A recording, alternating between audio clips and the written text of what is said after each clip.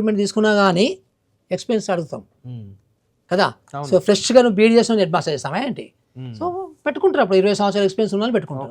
But 20 సంవత్సరాల experience ఉన్నా 10 SC post ఉంటే 20 సంవత్సరాల ఎక్స్పీరియన్స్ ఉన్నా 100 మంది ఎస్సీ టీచర్ని కన్సల్ట్ చేస్తారు అప్లై చేస్తే. సో అందులో బెస్ట్ సెలెక్షన్ చేసుకోవచ్చు. అంటే మీరు పరీక్షలు పెట్టే ఉపాధ్యాయులకే పరీక్షలు పెడుతున్నారు మీరు. ఇష్యూ అది కాదు, జాబ్కి అదే అసైన్మెంట్కి అది. ఎందుకంటే మీకు ఇప్పుడు ప్రైమరీ స్కూల్స్కి కొన్ని అర్హతలు ఉండాలి, హై స్కూల్కి కొన్ని అర్హతలు ఉండాలి, హెడ్ మాస్టర్కి ఇంకొన్ని అర్హతలు ఉండాలి, అక్కడ మేనేజ్మెంట్ కూడా ఉండాలి, మేనేజ్మెంట్ స్కిల్స్ ఉండాలి కదా. ఇప్పుడు మనకి ఏమవుతుందంటే అది గవర్నమెంట్లో ఎంప్లాయీస్ కావచ్చు లేదా టీచర్స్ కావచ్చు ఎవరైనా కావచ్చు, మన గవర్నమెంట్లో ఏమవుతుందంటే ఒక్కసారి గవర్నమెంట్ జాబ్ రాగానే లెర్నింగ్ ఆగిపోతుంది అబ్బా, ఇక నేర్చుకోవడంలే అంతే, మొత్తం రిటైర్మెంట్ హక్కులాగా అయిపోయింది, కంఫర్ట్ జోన్ కదా.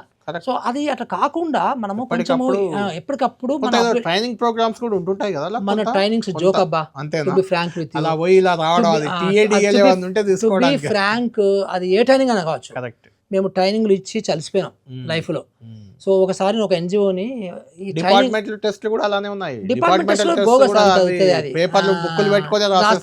అదొక జోక్, అది కూడా ఫ్రాంక్ జోకే అది.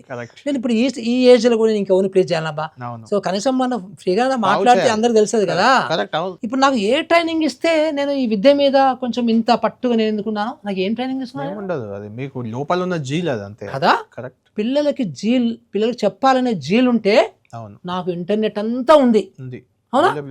ఇప్పుడు నేను ఫారెన్లో యూరోప్లో టీచర్స్ని చూశాను, ఎంత కమిటెడ్గా ఉంటారంటే వాళ్ళు, ఎంత లాస్ట్ బెంచ్లో ఉన్న పిల్లలకి అర్థం కాకపోతే ఆ పిల్లలకి ఎట్లా అర్థం కావాలని దాన్ని రీసెర్చ్ చేసుకుంటాను. అంటే ఆ రకమైనట్టుగా ఉండాలి, కానీ మన కల్చర్లో అట్లా లేదు. అందుకనే మనం కొంచెం ఇలాంటివి పెట్టుకోవాల్సిన అవసరం ఉంది. మురళి గారు అంటే విద్యా వ్యవస్థలో పూర్తిగా సంస్కరణలు చేశాను, మురళి గారు మారాలనే ప్రయత్నం నాకైతే ఇందులో కొంత కనిపిస్తుంది. ఎందుకంటే ఒక టీచర్ అపాయింట్మెంట్ ఎక్కడైతే అక్కడే ఉండాలి, 15 కిలోమీటర్ల రేడియస్లోనే మహా అయితే ట్రాన్స్ఫర్ చేయాలి అనేది కూడా ఖచ్చితంగా గతంలో మనం చూసాం. ఎక్కడ ఉద్యోగం చేసే ప్రభుత్వ ఉద్యోగి అక్కడే ఉండాలి, నివాసం ఏర్పరచుకోవాలి, వాళ్ళ పిల్లల్ని గవర్నమెంట్ స్కూళ్ళల్లో చదివియాలి.